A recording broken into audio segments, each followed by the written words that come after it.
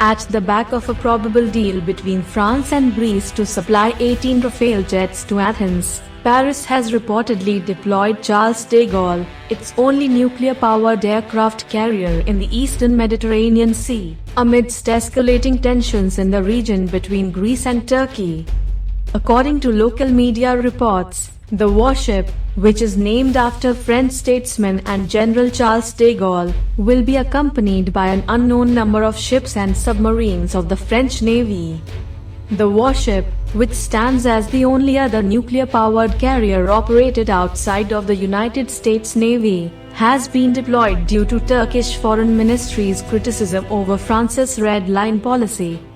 Those who think they drew a red line in the eastern Mediterranean are challenging our country's resolute stance, a statement issued by the Turkish foreign minister said. The Charles de Gaulle is battle-ready and has departed from the port of Toulon on southern France's Mediterranean coast. With the displacement of 42,500 tons, the warship can sail 45 days on the water in a single mission. Practically as a nuclear-powered, it can sail for unlimited time, but forced to return to port for restore foods and other necessary things. The warship's combat load is reported to possess maximum 40 Rafale M jets, maximum range missiles, anti-submarine arsenal, and advanced electronic tracking, targeting and electronic interception systems.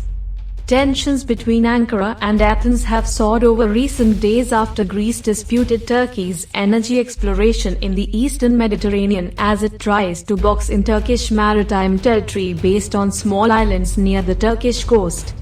Turkey, the country with the longest coastline on the Mediterranean, has sent out drill ships to explore for reserves on its continental shelf, saying that Turkey and the Turkish Republic of Northern Cyprus have rights in the region.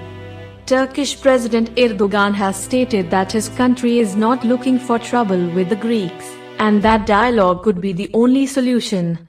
If we act with common sense and reason, we can find a win-win solution that meets everyone's interests, he said.